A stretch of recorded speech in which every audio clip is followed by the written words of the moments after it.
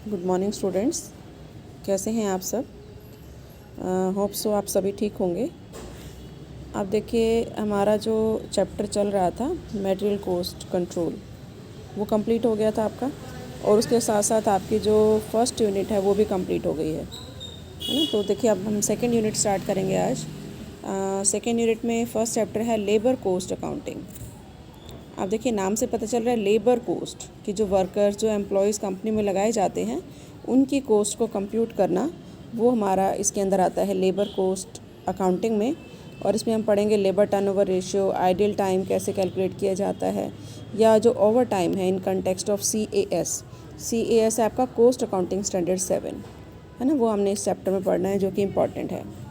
आप देखिए, नाम से पता चल रहा है लेबर कोस्ट अकाउंटिंग की लेबर, जो वर्कर्स काम कर रहे हैं उनको जो हम ऑनरेरियम देते हैं, जो रेमुनरेशन वेजेस की फॉर्म में या सैलरी की फॉर्म में जो दिया जाता है, उसकी अकाउंटिंग कैसे की जाती है, उसको किस तरीके से कंट्रोल करना है, वो हमने इसमें देखना है। तो अगर हम बात करें what is the difference between material control and labour control, तो आप उससे अवेयर हो। ऑब्वियसली जो मटेरियल है वो क्या है, एक ऑब्जेक्ट है ना, एक थिंग है। बट जो लेबर है वो क्या है, एक सब्जेक्ट है, ह्यूमन बीइंग है।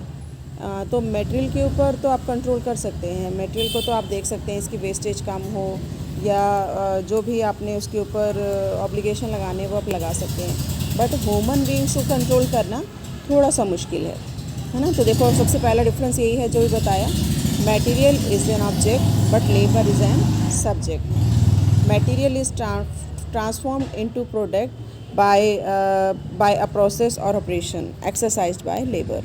कि जो लेबर जो भी मतलब मेहनत करते हैं वो किसके ऊपर करते हैं, मटेरियल के ऊपर करते हैं। तो वो जो भी काम करते हैं वो मटेरियल के ऊपर करते हैं। तो लेबर क्या है, एक ह्यूमन, एक इंसान है, possessed of psychic, rational and emotional attributes, कि उसके अंदर ये क्वालिटीज़ होती हैं जो उनसे भरा हुआ है, जबकि मटेरियल के अंदर ये चीज़ें नहीं होती। Material can be stored for future के लिए इसको आप इसको स्टोर कर सकते हो, है ना। और इसका जो स्टॉक है वो एज एन एसेट आप उसको रख सकते हो, उसको डिस्पोज ऑफ कर सकते हो, बेच सकते हो। लेकिन लेबर के साथ आप ऐसा नहीं कर सकते।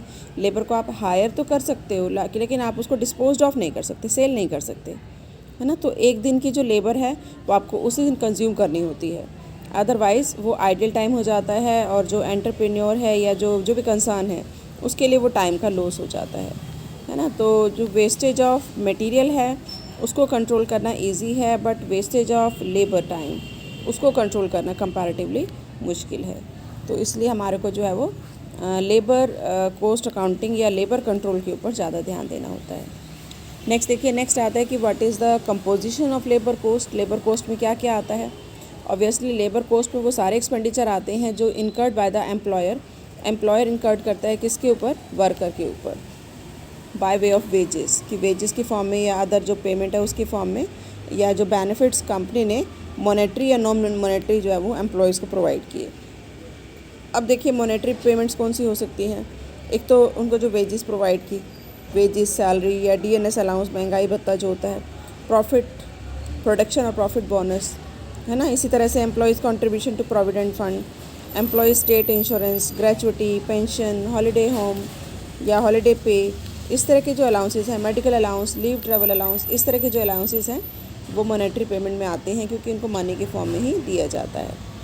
Second is non monetary benefit. इसमें आता है रिक्रिएशन फैसिलिटी, कि मनोरंजन के लिए अगर कोई फैसिलिटी उनको दी जा रही है, जैसे कोई क्लब की मेंबरशिप उनको दे दी जाती है ना, उनको कोई वीकली कहीं घुमाने ले जाते हैं।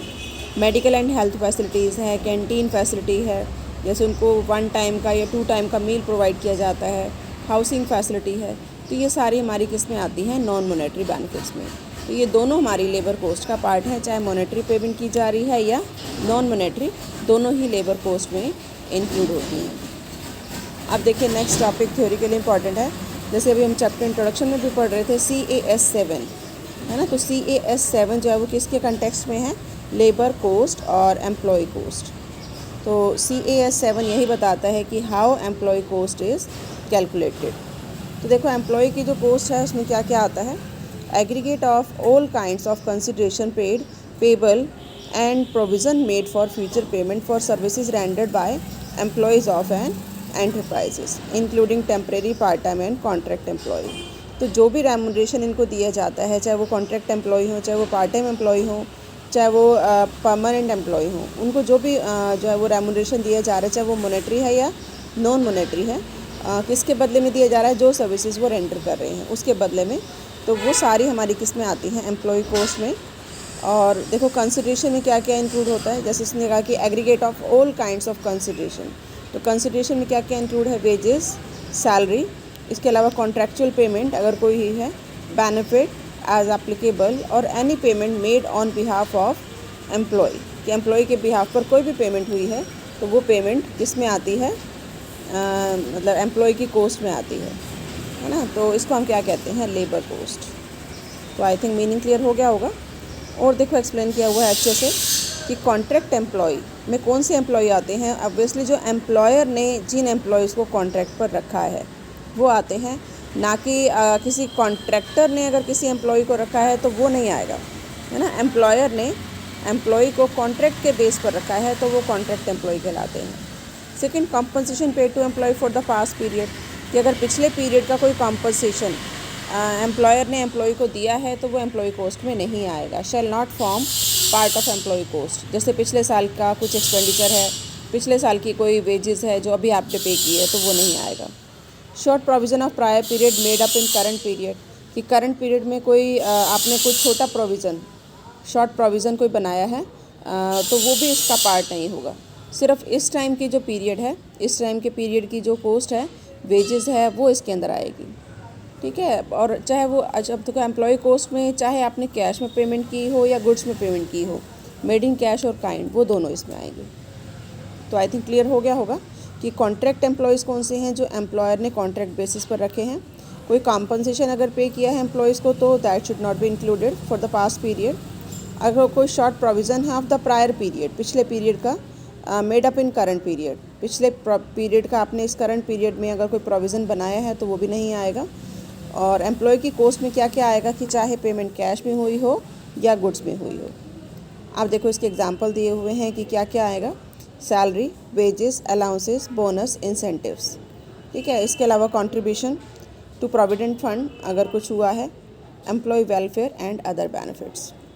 और इसके अलावा कुछ फ्यूचर बेनिफिट्स हैं तो वो भी एम्प्लॉय कोस्ट में इंक्लूड होंगे, जैसे gratuity, leave encashment, other retirement scheme में कोई बेनिफिट है, VRS, है ना, इस तरह के कुछ बेनिफिट हैं। या देखो बेनिफिट जनरली में क्या क्या इंक्लूड होते हैं, paid holiday, leave with pay, statutory provision for insurance against accident और हेल्थ इंश्योरेंस, हेल्थ स्कीम, है ना, statutory provision for workmen's compensation, medical benefit to employees. तो मेडिकल बेनिफिट हो गए फ्री और सब्सिडाइज्ड फूड, है ना, फ्री और सब्सिडाइज्ड हाउसिंग, मतलब घर फ्री दिया उनको या फूड फ्री दिया या एजुकेशन फ्री दी जा रही है चिल्ड्रन को, है ना, कैंटीन की फैसिलिटी है, क्रच की है, रिक्रिएशनल एक्टिविटीज़ हैं, इस तरह की कोई भी facility, LTC, leave travel concession है, कोई भी फैसिलिटी दी है एम्प्लॉयज़ को, तो ये सारी इंक्लूड होंगी बेनिफिट्स में। तो आई थिंक क्लियर हो गया होगा कि aggregate of all kinds of consideration paid, payable and provision made for future payment of services rendered by employees of an enterprise include labour cost, और we can say employ coast.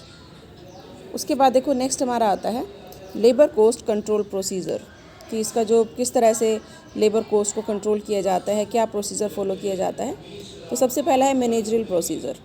Managerial procedure जिसमें सबसे पहले, जैसे हम कोई भी काम करने से पहले क्या करते हैं, प्लानिंग करते हैं। तो यहाँ पर भी हम कोई भी काम करने से पहले, जैसे प्रोडक्शन करने से पहले क्या करेंगे, प्लानिंग करेंगे कि व्हाट शुड बी डन। तो प्लानिंग करने में हमें देखा जाएगा कितनी गुड्स मैन्युफैक्चर करनी है। तो production should be so planned as to have the maximum and rational utilisation of labour, कि इस तरह से प्लान किया जाना चाहिए कि लेबर को अच्छे से यूटिलाइज़ किया जा सके। लेबर का जो टाइम है वो आपके पास है, आप उसको जैसे चाहें उसको यूज़ कर सकते हैं, उनसे काम ले सकते हैं।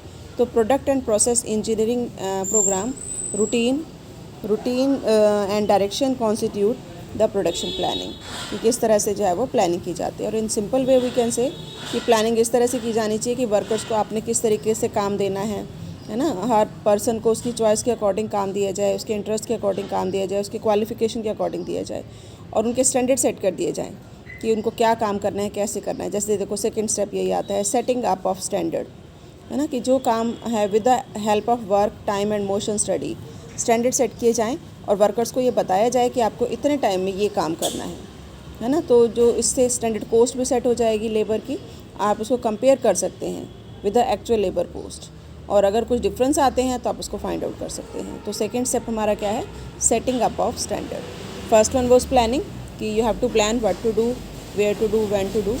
सेकंड में आप स्टैंडर्ड सेट करेंगे। उसके बाद थर्ड स्टेप आता है यूज़ ऑफ लेबर बजट।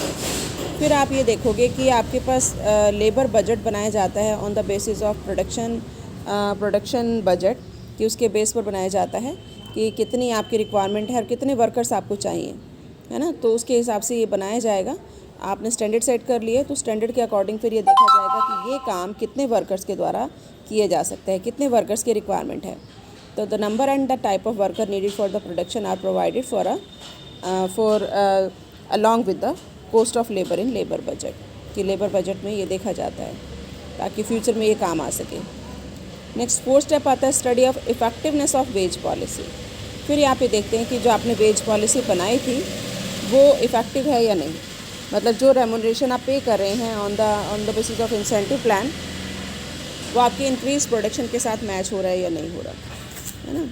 उसके बाद देखो नेक्स्ट आता है लेबर परफॉर्मेंस रिपोर्ट। तो फिर on the basis of work done by the employees, labour utilisation and labour efficiency report ये तैयार की जाएंगी पीरियडिकली डिपार्टमेंट से, which help the managerial control, कि मैनेजमेंट जो है वो उसके ऊपर कंट्रोल करेगी लेबर के ऊपर और लेबर कॉस्ट कंट्रोल के ऊपर, कि वो सही ढंग से काम कर भी रहे हैं या नहीं कर रहे, है ना। तो ये 5 स्टेप है हमारे मैनेजरियल प्रोसीजर में। एक तो प्लान करना, what to do, when to do, how to do, या how much production is produced, है ना। उसके हिसाब से फिर हम स्टैंडर्ड सेट करेंगे।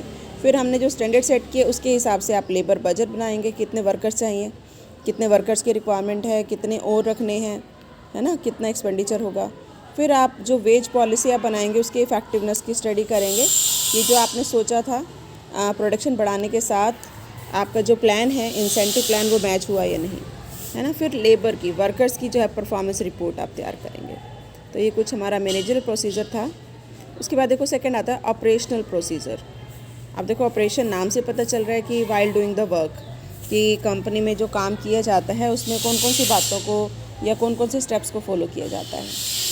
तो सबसे पहला स्टेप यही है कि प्रोडक्शन जो है वो एक तरह से बजट आपने बनाया, उसके हिसाब से आपने डिसाइड किया कि how much unit should be produced, है ना। उसके हिसाब से proper determination of labour requirement पहला स्टेप है, कि सबसे पहले आप ये देखेंगे कि आपकी जो लेबर रिक्वायरमेंट है वो आपने सही ढंग से डिटरमाइन कर लिया है या नहीं, और वो आपने जो एग्जिस्टिंग वर्कलोड है वो आप देखेंगे। फ्यूचर की एक्सपेक्टेशंस क्या हैं, है ना, फ्यूचर की एक्सपेक्टेशंस क्या हैं, एब्सेंटिज्म कितना है, लेबर टर्नओवर रेशियो कितना है, उसके हिसाब से आप डिसाइड करते हैं। सेकेंड है साइंटिफिक सिलेक्शन ऑफ वर्कर, कि जो वर्कर्स है उसका सिलेक्शन कैसा होना चाहिए, साइंटिफिकली, है ना, एज़ पर रिक्वायरमेंट, और it depends upon the recruitment of proper qualified and efficient worker, कि आपके पास कितने वर्कर हैं उनके रिक्रूटमेंट आप करेंगे, कितने की रिक्वायरमेंट है उसके हिसाब से।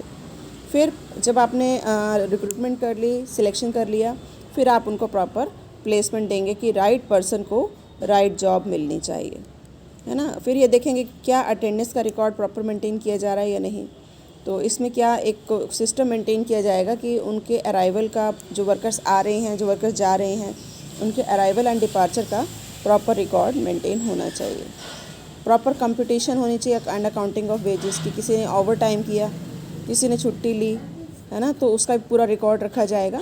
और वो रिकॉर्ड कौन रखेगा, है ना, कौन रिस्पॉन्सिबल है इस ड्यूटी के लिए, वो भी डिसाइड किया जाएगा। तो proper responsibility to make proper computation and to have proper accounting of wages.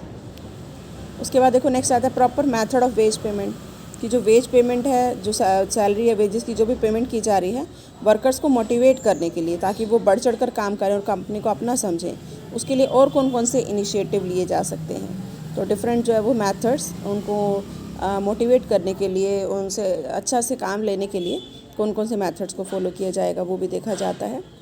Control on unproductive time, कि अगर कुछ टाइम ऐसा है जिस टाइम पर वर्कर्स काम नहीं कर पा रहे चाहते हुए भी, तो कोशिश की जाए कि ये जो टाइम है जिसको हम कहते हैं आइडियल टाइम, वो कम से कम हो। तो उसके लिए एफ़र्ट्स किए जाने चाहिए ताकि अनप्रोडक्टिव टाइम को कम किया जा सके। प्रॉपर ट्रेनिंग एफ़र्ट्स किए जाने चाहिए कि जो वर्कर्स हैं, जो एम्प्लॉयज़ हैं, वो बहुत इफ़ेक्टिवली और एफिशिएंसी से काम करें। उसके लिए अगर उनको ट्रेनिंग की रिक्वायरमेंट है तो ट्रेनिंग फैसिलिटी भी उनको प्रोवाइड की जाए। लेबर टर्नओवर रेशो देखा जाएगा कम है या ज़्यादा है, तो ज़्यादा नहीं होना चाहिए। अगर ये ज़्यादा है तो एफ़र्ट्स किए जाने चाहिए इसको कम करने के लिए। एब्सेंटिज़म भी देखा जाएगा कंपनी में कितना है, वो क्यों है। हो सकता है कई बार कंपनी में कुछ प्रॉब्लम्स होती हैं, फैसिलिटीज़ अवेलेबल नहीं होती, अनकम्फर्ट फील करते हैं एम्प्लॉयज़, जिसकी वजह से बीमार हो जाते हैं और एब्सेंटिज़म बढ़ जाता है। तो इसके लिए भी एफ़र्ट्स किए जाने चाहिए, स्टेप्स उठाए जाने चाहिए ताकि इसको रोका जा सके। टाइम एंड मोशन स्टडी है ना, इसके ऊपर भी देखा जाना चाहिए कि standard time on the basis of time and motion study ये सेट किया जाना चाहिए कि कितना टाइम है लगना चाहिए इस काम के लिए। तो इस तरह से कुछ ऑपरेशनल प्रोसीजर हैं जिसको कि फॉलो करके जो है वो लेबर कोस्ट को कंट्रोल किया जा सकता है। उसके बाद देखिए कुछ ऑर्गेनाइजेशनल प्रोसीजर है ना। In large undertaking the procedure of labour cost control is completed by dividing the work among various department. Different department में काम को बांट दिया जाता है ऑर्गेनाइजेशन के, ताकि काम जो है वो इफ़ेक्टिवली हो जाए।